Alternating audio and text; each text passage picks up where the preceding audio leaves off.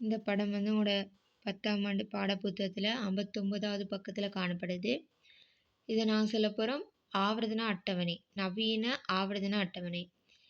இந்த ஆவர்த்தன அட்டவணையில் ஒவ்வொரு புக்ஸுக்குள்ளேயும் உங்களுக்கு ஆங்கில எழுத்துக்களால் காட்டப்பட்டிருக்கிறதுக்கு நாங்கள் சொல்ல போகிறோம் மூலகங்கள். மூலகங்கள் இந்த உலகத்தில் காணப்படக்கூடிய எல்லா பதார்த்தங்களுமே வந்து மூலகங்களால் ஆக்கப்பட்டிருக்குது. எங்களுக்கு தெரியும் சடப்பொருள்ன்ற நேரம் அது ஒரு இடத்தை எடுத்துக்கொள்ளும், வழியில் ஒரு இடத்தை எடுத்துக்கொள்ளும், அதே நேரம் ஒரு திணிவை கொண்டிருக்கும். அந்த அடிப்படையில் திண்மம், திரவம், வாயு இது மூணும் சடப்பொருள்.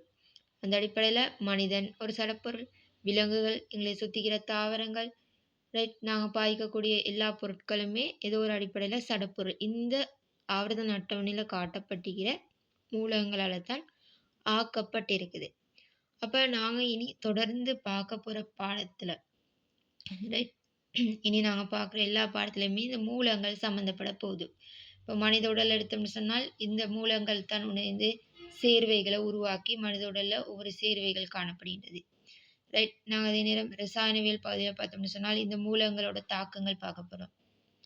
அப்போ இந்த ஆவர்த்தன அட்டவணையில் இருக்கக்கூடிய மூலங்கள் எடுத்தோம்னு சொன்னால் அந்த மூலகங்கள் வந்து புதிதாக கண்டுபிடிக்கப்பட்டு கொண்டே இருக்கும். எங்களுக்கு தெரியாத எவ்வளவோ மூலகங்கள் இன்னும் காணப்பட்டு அப்புவியில் அந்த மூலகங்கள் புதிதாக கண்டுபிடிக்கப்பட இந்த ஆவர்த்தன அட்டவணைக்குள்ளே நாங்கள் சேர்த்துக்கொள்ளே போவோம். அப்போ இதில் உள்ள மூலகங்கள் அன்றைக்கி எங்களுக்கு சொல்ல முடியாது, கண்டுபிடிக்கப்பட்ட இதில் மூலகங்களை நாங்கள் சேர்த்துக்கொண்டு போகலாம். அப்போ இதில் உள்ள எல்லா மூலகங்களுக்கும் எங்களுக்கு தேவைன்னு கேட்டால் இல்லை, எங்களுக்கு முதல் 20 மூலகங்கள் மட்டும் தெரிஞ்சிருந்தால் போதும். அந்த முதல் 20 மூலகமும் என்னன்றதை பார்ப்போம். ஹைட்ரஜன்,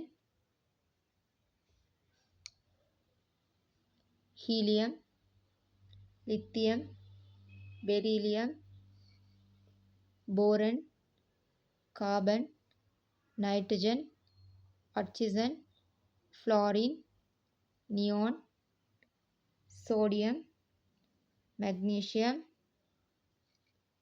அலுமினியம், சிலிக்கன், பாஸ்பரஸ், கந்தகம், குளோரின், ஆர்கன், பொட்டாசியம், கல்சியம். இது முதல் 20 மூலகங்கள். இந்த மூலகங்கள் வரக்காட்டியும் எங்களுக்கு பேர் தெரிஞ்சால் போதும். எங்களோட கற்றலை இலவாகத்தான் இந்த மூலகங்களை இவ்வாறு ஆவர்த்தன அட்டவணைப்படுத்தி பிரித்து வச்சுக்கிறோம். நாங்கள் அடிக்கடி பாவிக்கிறது நீர் மூலக்கூறு. ஹைட்ரஜன், ஆக்சிஜன் சேர்ந்து வரக்கூடிய நீர் மூலக்கூறு நாங்கள் சொல்ல போகிறோம் H2O. இந்த ஹைட்ரஜன் அதே நேரம் எங்களுக்கு ஆவர்த்தன அட்டவணையில் காணப்படக்கூடிய இந்த ஆக்சிஜனும் சேர்ந்து தான் ஒரு நீர் மூலக்கூறு H2O உருவாகிக்குது. அப்போ இந்த அடிப்படையில் தான் எங்களுக்கு இந்த ஆவர்த்தன அட்டவணையோட அறிமுகம் இருக்க போது. ஸோ இந்த ஆவர்த்தன அட்டவணையில் உள்ள மூலகங்கள் முதல் 20 எங்களுக்கு தெரிஞ்சுக்கணும். ஸோ அதை வச்சு கொண்டு தான் நாங்கள் படிக்க தொடங்க போகிறோம்.